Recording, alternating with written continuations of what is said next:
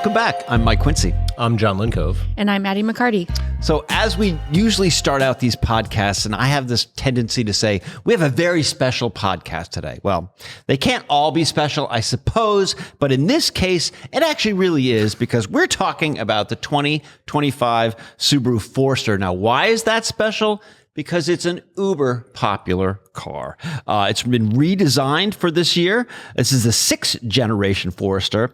It's always been known for its great outward visibility, easy functionality, a roomy cabin, and standard all-wheel drive. There's new styling this year. It's got really chunky fender flares, a beefier grille, and slick headlights. But let's not kid ourselves. It definitely looks like a Forester. And that is not necessarily a bad thing. What's behind the scenes of this car is the company says the new model gets an increased use of sound deadening to try to make the cabin a bit quieter. And this has been a criticism of ours in the past. It still has a flat 4-cylinder engine, 2.5 liters, hooked up to a continuously variable transmission. That's sort of the Subaru MO these days. Subaru claims that the engine has been retuned and refined, but actually lost 2 horsepower along the way, now down to 180. We bought a 2025 premium model, which starts at $31,995. We added the loan option package, which includes blind spot warning and rear cross traffic warning and a power rear liftgate. We also added a few other odds and ends, which along with the $1,395 destination fee brought the total to $35,518. So the reason, I guess, this is a special podcast, is the Forester is super popular with Consumer Reports members, always among the most searched car on our website. And Mr. Lincove, I'm going to start with you. You can start putting this car in perspective and get the ball rolling. Yeah, surely. I mean, like you said, it's super popular on consumerreports.org in particular. I mean, we could track, clicks, track who views what. We have the technology. We have the ability.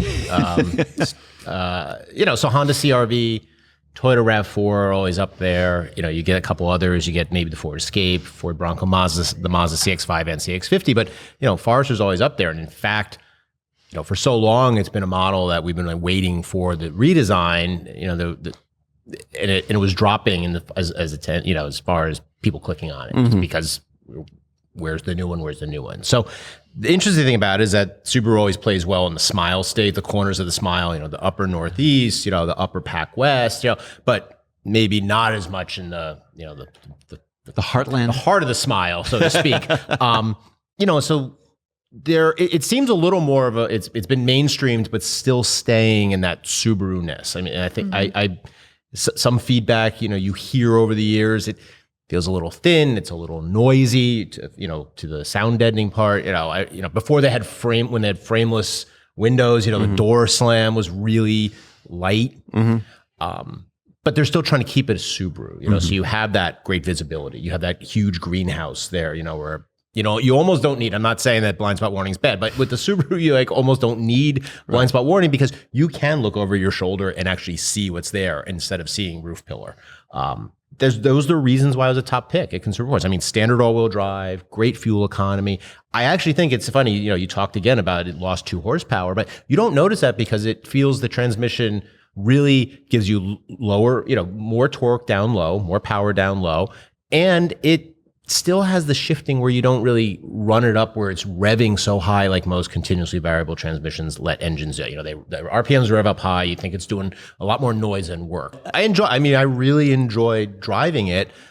I mean, there still is a little bit for me that it feels still a little, it's different than a CR-V, for example. I think CR-V really is a great vehicle in the class. I like the CX-5, not the CX-5 over the CX-50.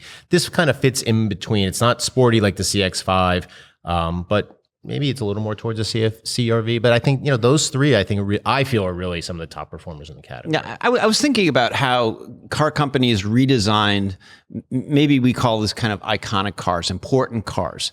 And we sometimes will criticize a car company for not doing enough to make it that much different or that much out of the box. But then also when some car companies redesign a car and it gets worse. Mm-hmm. And it's like, oh my gosh, they did too much. They did. Mm-hmm. So, I mean, Maddie, I'm looking at the Forester and I'm thinking, as we mentioned, it definitely looks like a Forester. It definitely drives like a Forester. Yes. Did Subaru go far enough, or is it just right? Well, I don't know if they actually changed all that much that I have noticed as someone who looks at a lot of the controls inside the vehicle. Yes, they did update it. And the trend these days is to take your basic common features like your turn signal or your media or even your gear selector and complicate it, overcomplicate it. And Subaru has managed to keep it easy to use. So you're going to have a regular turn signal on your left and your windshield wipers on your right, and you can adjust the vents. What a concept. I know. So I think in this regard, Subaru did not make it worse, which to me is good. That's a plus, right? It is a plus. Right. Yes, you hop in the car and you know how to adjust your mirrors and your seat, and it's not going to be an issue. So I think they got that part right for sure. One of the ways that I think about controls is that can you loan your car to your neighbor without having to stand over their shoulder? It's like, this is how you do this. You could throw your keys to your new Forester to your neighbor, and in all likelihood, in 20 seconds they can adjust the seat and they're off and running. Exactly. Yeah. Yes. So why do so many car companies seems like they want to be like Tesla? They want to be flashy. They want to make it complicated. Yeah, they want to be flashy. They operate on the assumption that their consumers and their buyers are going to like these features. And the general sentiment. About having an That's why I know who they're focusing. Like the same 12 people are being focus grouped by everyone. And the competition is being driven by other OEMs. So Tesla, like you said, yes, they put everything in their touchscreen or touch capacitive buttons on their steering wheel, and everyone's, ooh, like that's so cool. And then Honda's like, okay, well, maybe this is kind of cool. I'm going to put my climate controls in the touchscreen too. And so it kind of just snowballs. But I'm glad that Subaru has had the sense to keep the most important and even safety related features easy to access and hard controls. Right. I mean, if I could step on what you're saying, I could see on one hand, it's like, oh, well, it's cost savings. We put everything in the screen. We don't have to make buttons. We don't have to make buttons for the left drive. We don't have to make different buttons for the right hand drive of the world, et cetera, et cetera. But at the same time, what are the warranty costs? What's the market loss? What's the frustration with people coming back to the dealer and having to have lessons taught about it, salesperson time teaching them how to do?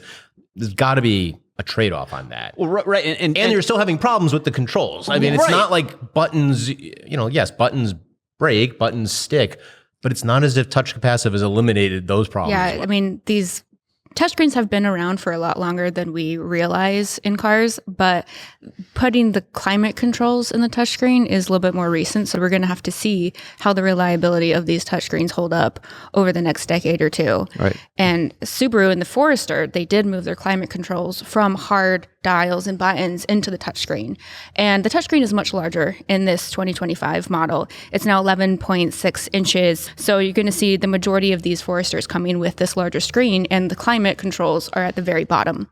And they're mostly on the touchscreen. There's two controls for the hard buttons for like the temperature and then the defrosters, but everything else you're going to have to look really down low. And that's something that a lot of our testers have commented on, is that it really draws their eyes down low away from the road. So that is one thing about the Forester that is a little bit more difficult to use, and it's something that people adjust frequently, if not at least turning their climate control on when they hop in the car. Actually, one more point I want to bring up is Android Auto and Apple CarPlay. So previously with the smaller screen, Android Auto and CarPlay were really kind of squished in, and the buttons were really tiny and hard to use.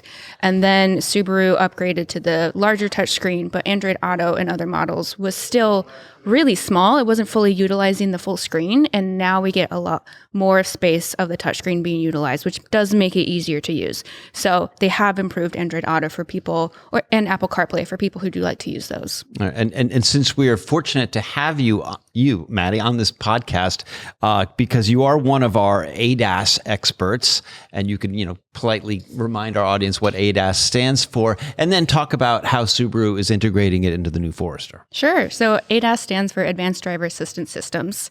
And so in the Forester, that comes with EyeSight Suite. So that's Subaru's ADAS features that comes standard on the Forester. That includes adaptive cruise control, lane centering assistance, lane departure warning, lane keeping assistance, automatic emergency braking with pedestrian and cyclist detection.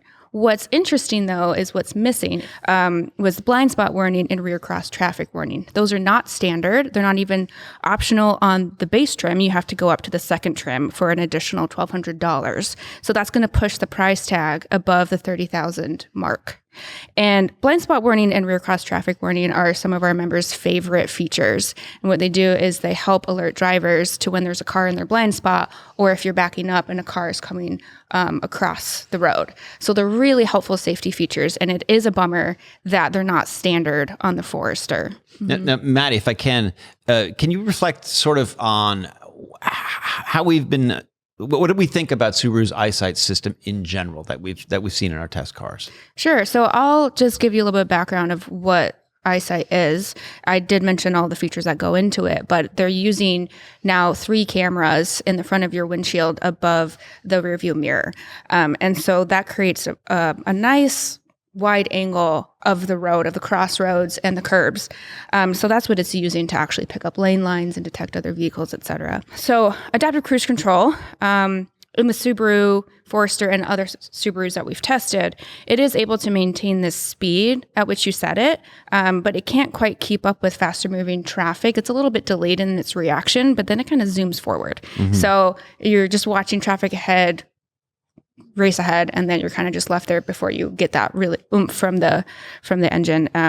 But it is smooth and stop and go traffic, which I find to be in my testing kind of rare. So it's actually quite pleasant if you're in stop and go traffic, and help maintain a set gap from the vehicle in front of you as you're going through stop and go traffic, like downtown or something.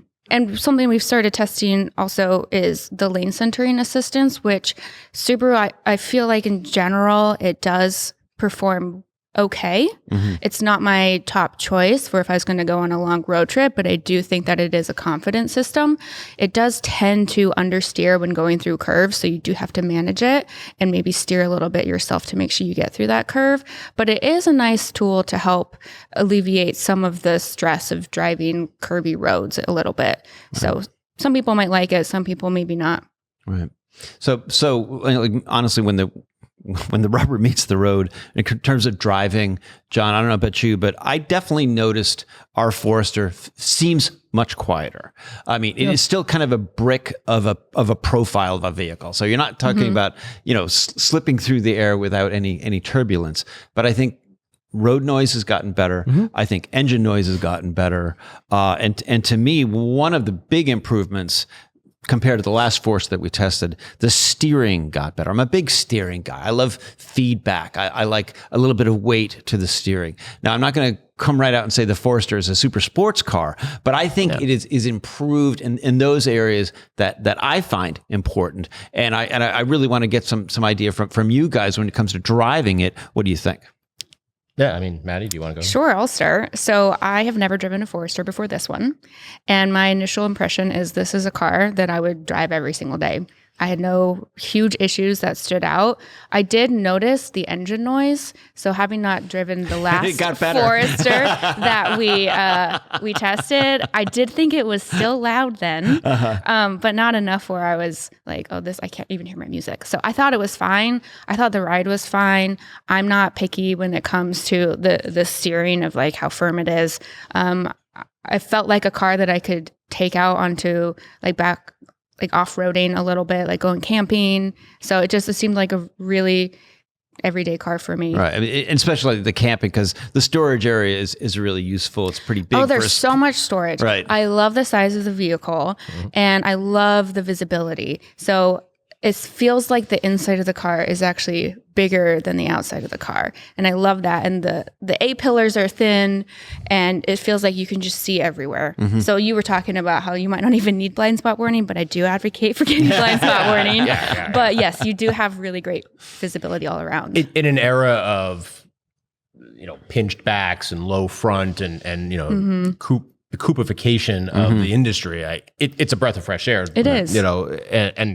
Yeah, I find myself looking over the shoulder and not necessarily checking the blind spot to like double check that I didn't see, that I'm sure my eyes aren't playing a trick on me. And so many other cars, I mean, it's multiple of these and checking. You look and there isn't anything there, and then all of a sudden there's something there. Yes. Yeah. Like the windows are like too high up, but in this car it's fine. I mean, it sounds like it's damning it with faint praise, but it's a Forester, and it does all the Forester things very well. I think the seats are much better. You know, for years we've always said move up above the premium, get leather seats in any Subaru because the cloth seats really lose support. And I found that these have more firmness. Now, it's a new car.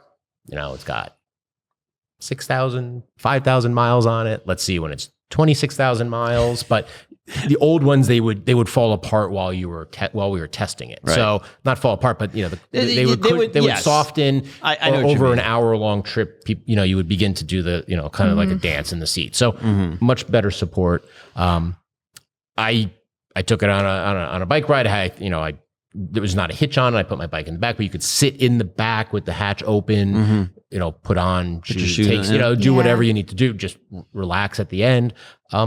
It does everything well. It's not the most exciting looking car in the sense of the category, but for some people it is. I mean, that's the thing, beauty in the eye of the beholder. And for me, look, I don't want something that looks like a Pontiac Aztek, and I will die on that hill saying I don't want that. But for me, it's much more of the inside. It's attractive enough on the outside, but how does it work on the inside? Everything's at hand. Controls are easy to use for the most part. Yep, the climates are low. I run Apple CarPlay. That's pretty integrated.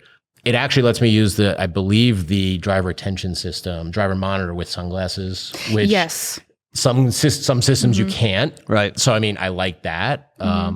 So yeah, Maddie, you want to touch on that? Yeah, just really quickly, the driver focused distraction mitigation system you're talking about. That's where it's designed to alert the driver if it detects that their attention shifts away from the road for too long. So it's going to alert the driver, and that doesn't come on all of the trims. And in the Forester, it only comes on the top trim. So if that's something that consumers are interested in, make sure to get that top trim. Right.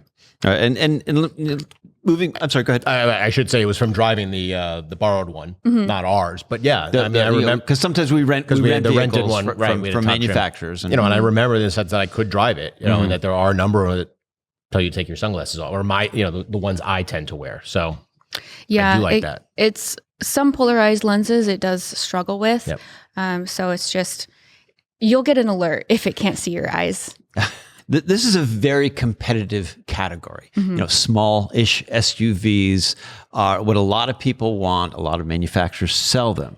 Comes down to what would you want in your driveway, your own personal car in this category.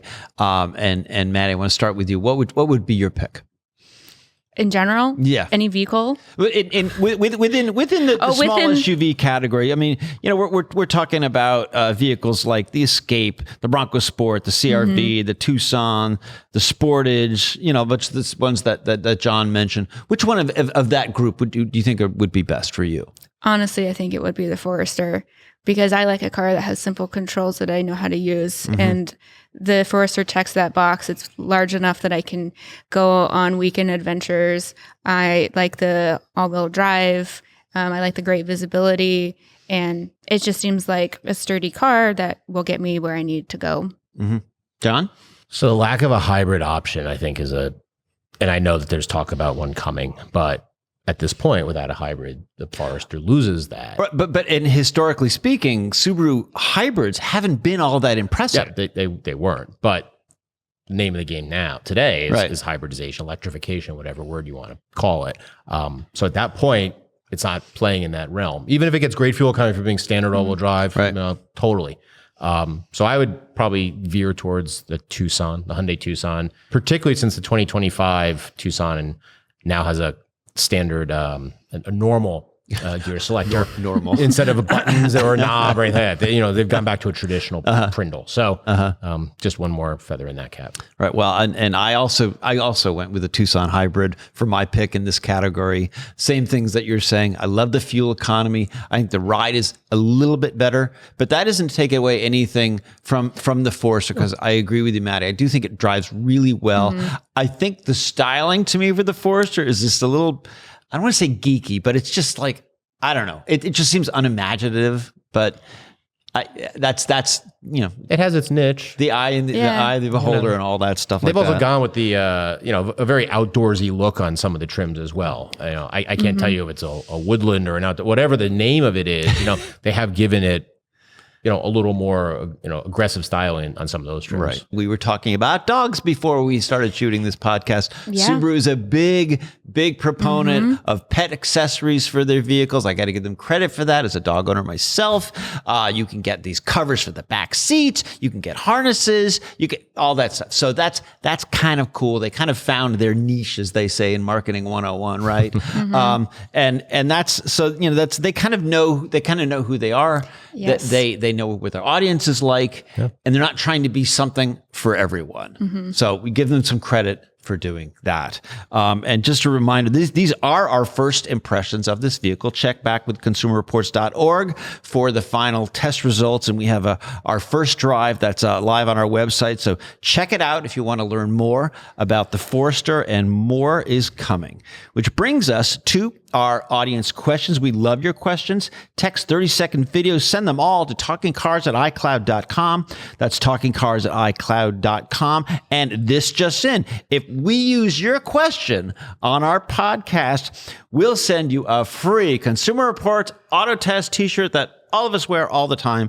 Except for today. For now. You can look almost as cool as we do, which of course we never look that cool. But anyway, so we've got a few questions for this podcast. We're going to start out with one. This is from Eric of Vancouver, Canada, who writes, "The newer start-stop tech I see in vehicles today is making me wonder about the long-term parts reliability of all the components that are restarting each time.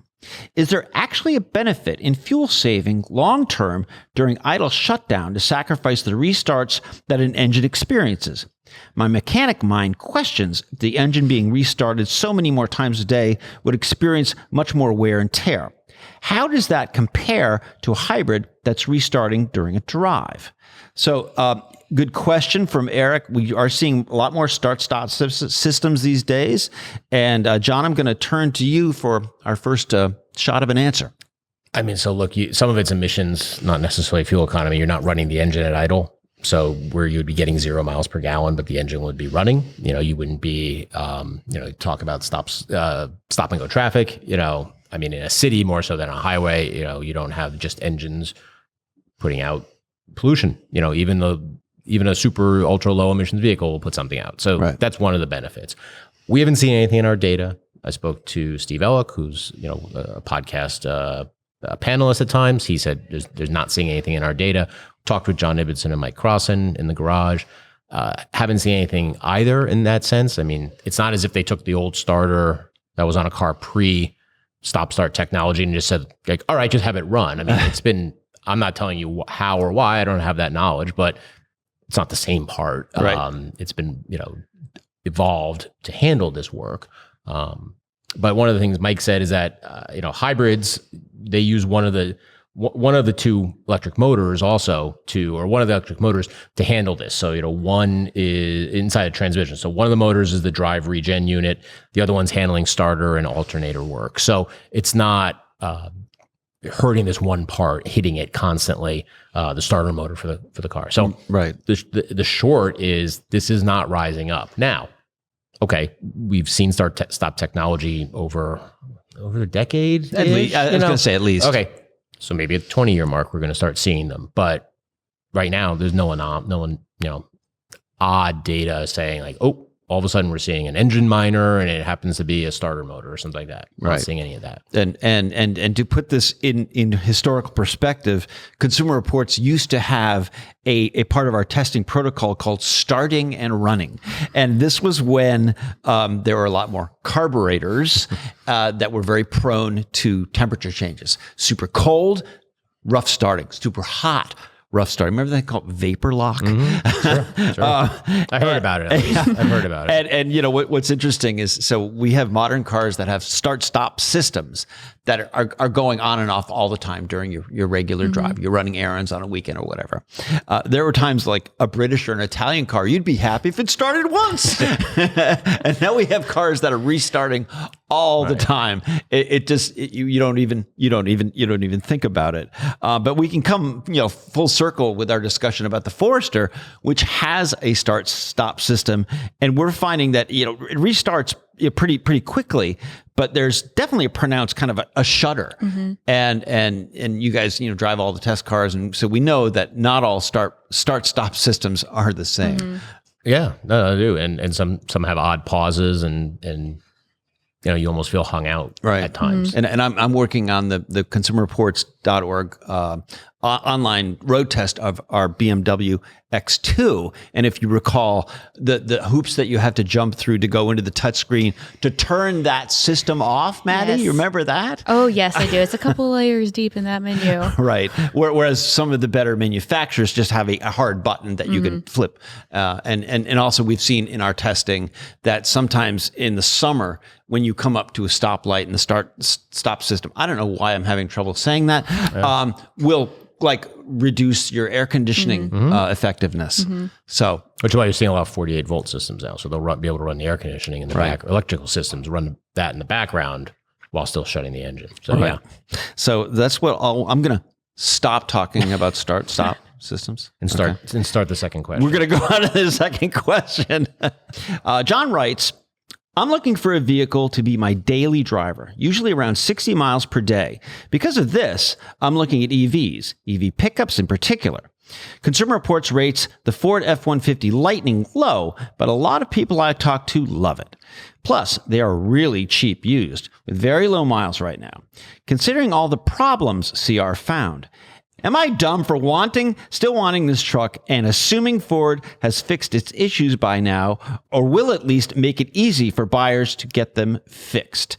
Now, Maddie, you looked into this. Yes. And I'm sure you have a great answer for JON. Yes, John. I did talk to Steve Ellick, the panelist. Our data reliability expert. Yes. Yes, our data reliability genius, because he helped me.